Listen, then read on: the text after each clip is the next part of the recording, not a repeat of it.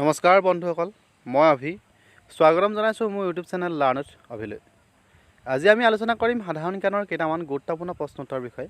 যদি আপোনালোকে মোৰ পৰা এনেধৰণৰ ভিডিঅ' চাব বিচাৰে তেতিয়াহ'লে মোৰ channel learn with Abhik subscribe কৰিবলৈ নাপাহৰিব।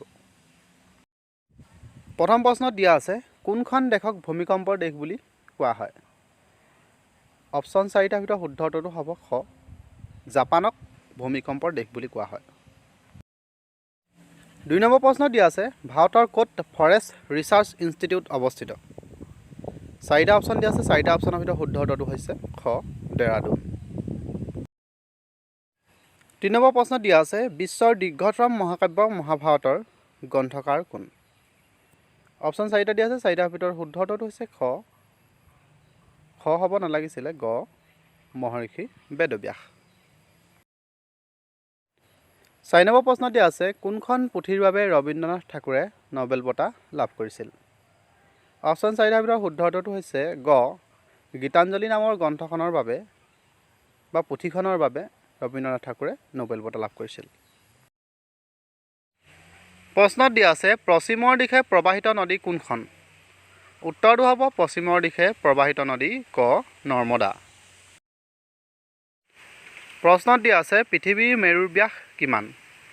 উত্তৰটো হ'ব খ, পৃথিৱীৰ মেৰুৰ ব্যাস 12,714 কিলোমিটাৰ। প্ৰশ্নত দিয়া আছে, নিজৰ কক্ষপথত এবাৰ আৱৰ্তন কৰিবলৈ পৃথিৱীক কিমান সময় লাগে? উত্তৰটো হ'ব ক, 23 ঘণ্টা 56 মিনিট 4 ছেকেণ্ড সময় লাগে।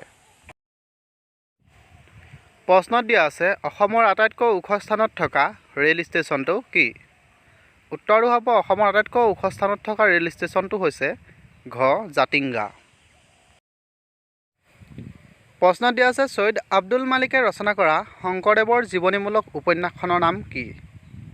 উত্তৰটো হ'ব ছৈয়দ আব্দুল মালিকে ৰচনা কৰা শংকৰদেৱৰ জীৱনীমূলক উপন্যাসখনৰ নাম হৈছে খ, ধন্য নৰতনু ভাল। প্ৰশ্নত দিয়া আছে, অসমীয়া গদ্য সাহিত্যৰ জনক কোন?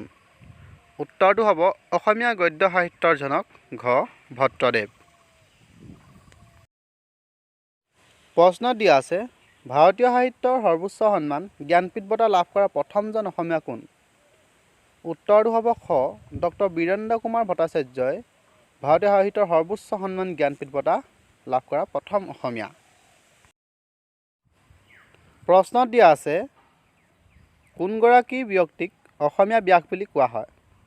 উত্তৰটো হ'ব ক, ৰাম সৰস্বতীক অসমীয়া ব্যাস বুলি কোৱা হয়।